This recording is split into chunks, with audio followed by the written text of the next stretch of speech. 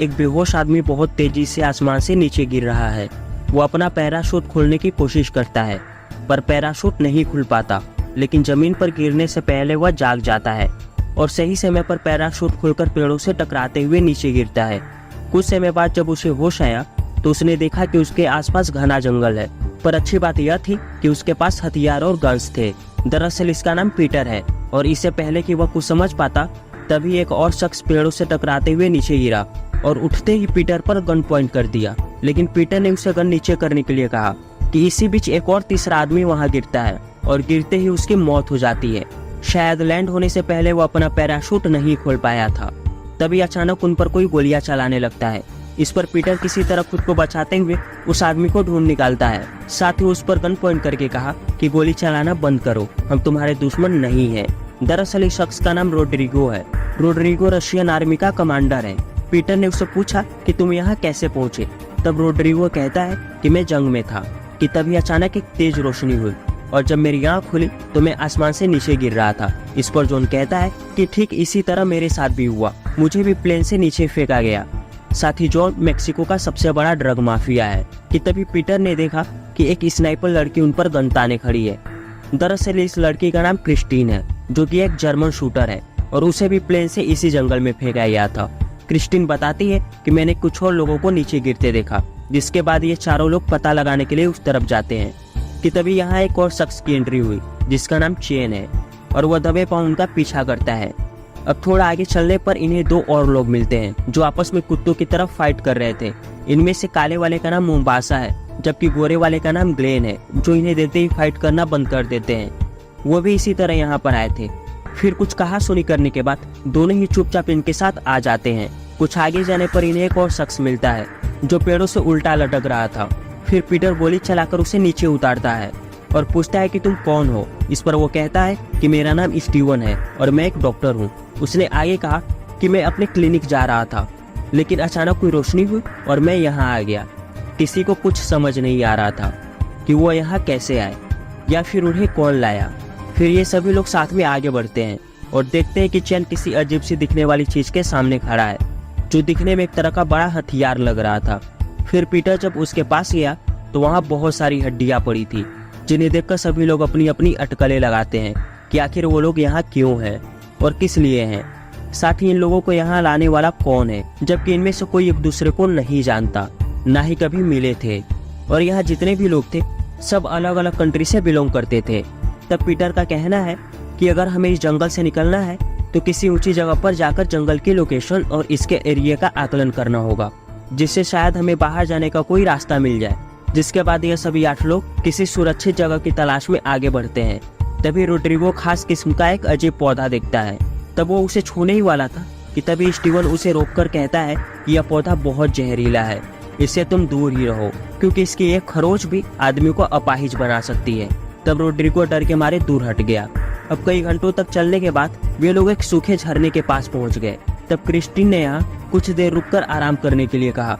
फिर Christine direction का पता लगाने के लिए एक पत्ते को पानी में छोड़ती है, लेकिन वह बिना रुके गोल मटोल घूमने लगा। इस पर पीटर का कहना था कि यहाँ बहुत गड़बड़ है, क्योंकि जब से हम यहाँ आए हैं सूरज वहीं का वही है। मेरा मानना है कि हम किसी बड़ी मुसीबत में फंस चुके हैं और जिसने भी हमें यहाँ पर लाया है उसे हमें बहुत सोच समझ कर चुना है, क्योंकि हम सभी खतरनाक फाइटर्स हैं जो लोगों को मारते हैं, सिवाय डॉक्टर स्टीवन के। अब कुछ देर तक आराम करने के बाद वे लोग जंगल की तरफ निकल गए कि तभी इन्हें कपड़े से ढका हुआ खास किस्म का एक इमरजेंसी डक्ट दिखा, जिसे वे लोग बड़ी सावधानी के साथ खोलते हैं ताकि कोई खतरा हो तो वह बच सके। लेकिन वह डक्ट अंदर से खाली था कि तभी ग्लेन की नजर पेड़ों की तरफ गई। तब उसने देखा कि यहाँ ऐसे बहुत सारे डक्ट लटके पड़े हैं, शायद जिनके अंदर किसी जानवर को बंद करके आसमान से फेंका गया हो और नीचे गिरते वक्त वो पेड़ों में फंस गए हो। लेकिन इन्हें आसमान से फेंकने वाला कौन है यह कोई नहीं जानता। तब इसी बात का पता लगाने के लिए सभी लोग आगे बढ़े कि तभी मोम्बासा ठोकर लगने की वजह से जमीन पर गिर गया, जो असल में एक बेहद खतरनाक ट्रैप था। कि तभी अचानक हर तरफ से उन पर हमला होने लगा। अब सभी लोग खुद को नुकीली लकड़ियों से बचाने की कोशिश करते हैं, लेकिन भागते वक्त क्रिस्टीन उस ट्रैप में फंसकर एक गड्ढे में गिर गई, जिसके नीचे काफी नुकीली लकड़ियां लगी थी। वह बस नीचे गिरने ही वाली थी कि पीटर भाई साहब ने वहां आकर उसे बचा लिया। तभी बंदूक के टेलीस्कोप से देखने पर क्रिस्टीन को उस आदमी का पता चल जाता है जिसने यह जाल बिछाया था। तब सभी लोग उसके पास गए तो उन्हें पता चला कि वह मर चुका है। उसको मरे हुए काफी दिन हो चुके थे। तब स्टीवन उसकी बॉडी को एनालाइज करता है और कहता है कि यह बॉडी 2 हफ्ते पुरानी है। तभी रोड्रिगो को उसके पॉकेट से एक डायरी मिलती है। तब उन्हें पता चला कि यह एक यूएस सोल्जर था। तब पीटर समझ जाता है कि इसने यह जाल किसी और के लिए बिछाया था, जो साइज में हमसे बहुत बड़ा और काफी खतरनाक है, पर वह इस जाल में न फंस सका और फिर इस सोल्जर को मार दिया होगा। अब जब सभी लोग यहाँ से जाने लगे तब मुम्बासा को फील हुआ कि शायद उन्हें कोई देख रहा है, लेकिन दिखाई ना देने की वजह से उसने ज्यादा गौर नहीं किया। अब सभी लोग चलते चलते अंत में जंगल के छोर तक पहुँच गए, लेकिन यहाँ के नज़ारे ने सभी के होश उड़ा दिए, क्योंकि आसमान में देखने पर उन्हें पता चला कि वह किसी ऐसी जगह पर आ गए हैं जिसे इन लोगों ने आज से पहले कभी नहीं देखा था, ना ही उसका नाम सुना था। हमें प्रतीत होता है कि यह प्लेनेट जुपिटर और सैटर्न के बीच में था। अब एक बात तो पक्की थी कि ये लोग पृथ्वी से बहुत दूर आ चुके थे, जिसके बाद पीटर यहाँ से निकलने के लिए दूसरा प्लान बनाता है और सभी लोग एक बार फिर से जंगल की तरफ जाने लगते हैं कि तभी एक ड्रोन उनके ऊपर से गुजरता है और अचानक से कुछ जंगली जानवर उन पर हमला करने लगते हैं।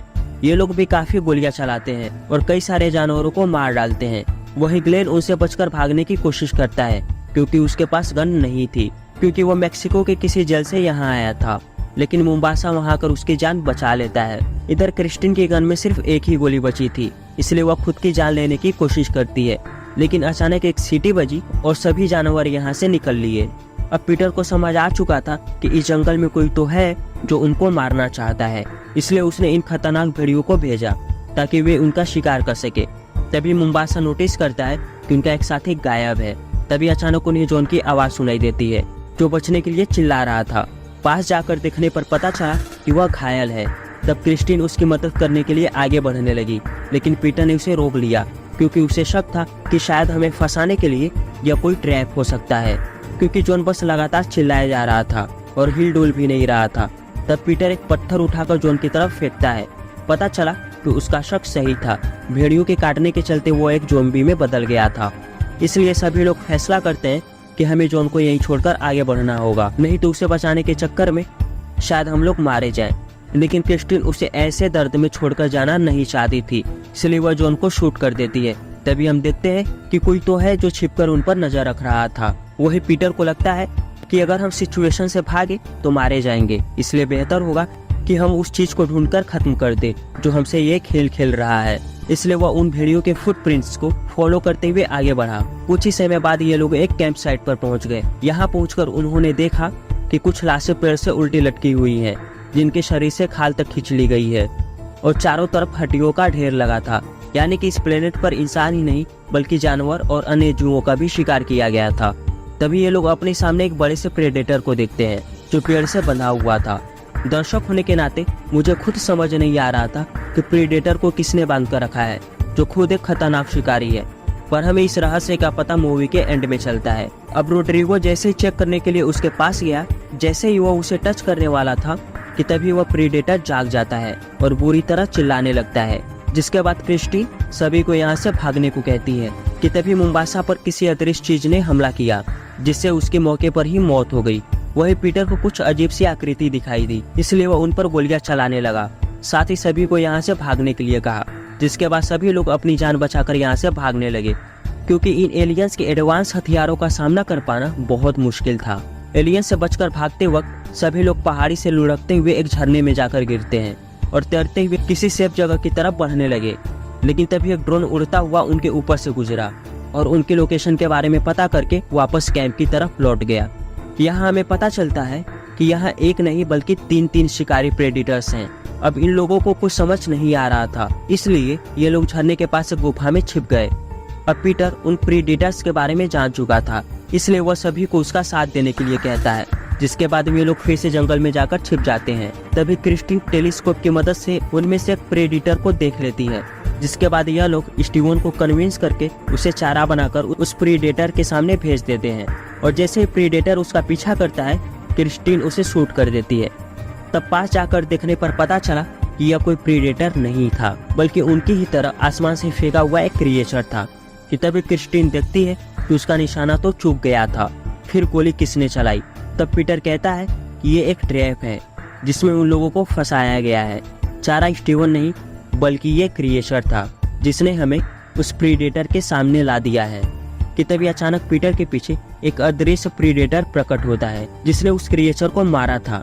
जब वो अपना हेलमेट निकालता है तो पता चलता है कि यह कोई प्रीडेटर नहीं बल्कि एक इंसान है। फिर वो अपना नाम नोवेयर बताता है। साथ ही उसने कहा कि मैं उन प्रीडेटर से किसी तरह बच निकला और वो 2 सालों से यहाँ पर है। उसने बताया कि इन प्रीडेटर्स के सूंघने और सुनने की शक्ति बहुत ज्यादा है और अगर तुम्हें जिंदा रहना है तो चुपचाप मेरे साथ चलो। अब सभी लोग उसके पीछे पीछे जाने लगे जो उन्हें छिपाने के लिए एक पुरानी और खराब पड़े एलियन शिप के अंदर लेकर गया। नोवेयर बताता है कि मैं भी ब्रिटिश आर्मी में था और पिछले 2 सालों से मैं इस प्लेनेट से बाहर जाने का रास्ता ढूंढ रहा हूँ पर अभी तक सफल नहीं हुआ। साथ ही कहता है मैं अपने बैच में बचने वाला अकेला इंसान हूँ और शायद अब तक 2 या 3 प्रेडेटर्स को मार चुका हूँ। उसका कहना है इन प्रेडेटर्स को शिकार करना पसंद है, इसलिए ये प्रेडेटर्स इंसानों और जानवरों को पकड़ने के लिए अलग अलग ग्रहों पर जाते हैं और उन्हें किडनैप करके इस जंगल में छोड़ देते हैं। और यहाँ 2 तरह के प्रेडेटर्स हैं, छोटे और बड़े। जो बड़े वाले प्रेडेटर्स हैं वो छोटे वालों का शिकार करते हैं। लेकिन पीटर पूछता है कि हम उनके स्पेसशिप तक कैसे पहुंच सकते हैं। तब नोवेयर कहता है कि वहां जाने का कोई फायदा नहीं क्योंकि उनके स्पेसशिप को उड़ा पाना हमारे बस की बात नहीं है। फिर वो सोने चला गया। अब सबके सो जाने के बाद पीटर क्रिस्टीन के पास जाकर कहा कि हमें हर हाल में उस स्पेसशिप को ढूंढना होगा, तभी हम घर जा सकते हैं। लेकिन उस स्पेसशिप को उड़ाने के लिए हमें उस गुलाम प्रेडेटर को आज़ाद करना होगा। फिर हम उसके साथ डील करेंगे कि उसके आज़ादी के बदले वह हमें पृथ्वी पर पहुंचा दे। लेकिन क्रिस्टीन को उसके बात अटपटी ही लगती है कि क्या प्रेडेटर उनकी बात मानेगा। अब ये दोनों बात कर ही रहे थे कि तभी यह जगह जहरीले धुएं से भरने लगी। तब पीटर ने देखा कि नोवेयर यहाँ नहीं है। दरअसल इस जहरीले धुएं को उसी ने छोड़ा था ताकि वह उन्हें बेहोश करके उनका खाना ले सके। साथ ही उसने बाहर से एंट्री गेट को लॉक कर दिया था। बाहर निकलने के लिए वो लोग दरवाजे को खोलते हैं पर अब काफी कोशिश के बाद भी दरवाजा नहीं खुलता। तो पीटर ने अपनी गन से फायर किया लेकिन गोली चलने की आवाज से प्रीडेटर्स को उनके लोकेशन का पता चल गया। तब एक प्रीडेटर स्पेसशिप पर आकर सबसे पहले नोवेयर को खत्म किया क्योंकि वह स्पेसशिप के बाहर ही था। वही पीटर और बाकी सब इस जगह से बाहर निकलने की कोशिश करते हैं लेकिन किसी तरह स्टीवन उनसे अलग हो गया। तब प्रीडेटर ने उसे अकेले देखा, फिर वो उसकी तरफ बढ़ा। वह स्टीवन को मारने ही वाला था। इससे पहले रोड्रिगो ने उस पर अटैक कर दिया और स्टीवन को यहाँ से भागने के लिए कहा। तब स्टीवन अपनी जान बचाकर यहाँ से भाग जाता है और रोड्रिगो उस प्रीडेटर से फाइट करता है लेकिन वह हार गया और मरने से पहले वह एक ग्रेनेड की मदद से खुद को उस प्रीडेटर के साथ उड़ा देता है। यह सीन बहुत ही इमोशनल था। वही बाकी सब लोग समय रहते उस जंगल से बाहर आ गए। ग्लेन को लगता है कि उनकी जान बच गई है कि तभी एक और प्रीडेटर वहां अपीयर हो जाता है जो यहाँ पहले से ही मौजूद था। तब ग्लेन ने उसे मारने की कोशिश की लेकिन चाकू के वार से उस प्रीडेटर का कुछ नहीं हुआ। फिर उसने ग्लेन को बहुत ब्रूटल तरीके से मार डाला। वहीं बाकी लोग मौका देखकर यहाँ से भाग गए। तभी वहाँ पर एक और प्रीडेटर अपीयर होता है और उनमें से एक उनके फुटप्रिंट्स को फॉलो करते हुए उन्हें ढूंढ लेता है और वो उनके पीछे आता है। तब चेन ने उससे लड़ने का फैसला किया और सबको यहाँ से चले जाने को कहा, जिसके बाद चेन उस प्रीडेटर से मुकाबला करने के लिए अपनी तलवार बाहर निकालता है। हमें पता चलता है कि चेन जापान की सबसे बड़ी गैंग याकुजा का बॉस है।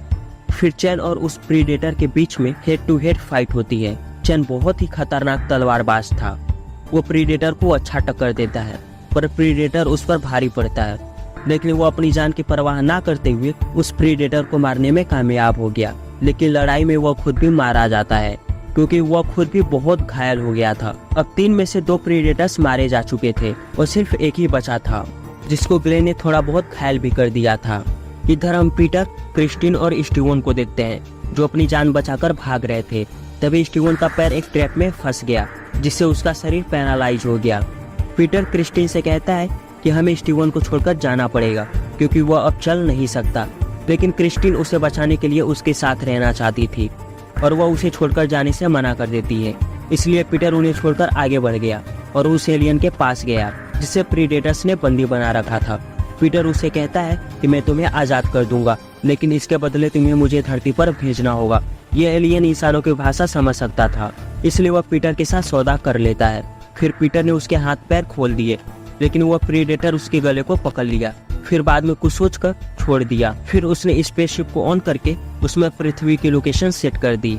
दूसरी तरफ हम स्टीवन और क्रिस्टीन को देखते हैं, जिन्हें उस प्रीडेटर ने किडनैप कर लिया है। वो उनको मारने के लिए उसी जगह लाता है जहां वो गुलाम प्रीडेटर था कि तभी वो दोनों प्रीडेटर्स आपस में लड़ने लगते हैं और उनमें काफी ब्रूटल फाइट होती है, जिसका फायदा उठाकर पीटर स्पेसशिप की तरफ भागने लगा। इधर बड़ा वाला प्रीडेटर उस गुलाम प्रीडेटर को मार देता है, यानी कि जिस एलियन के साथ पीटर ने डील की थी वह मारा गया। फिर उस बड़े वाले प्रीडेटर ने उसके स्पेसशिप को भी उड़ा दिया जिसके अंदर पीटर था।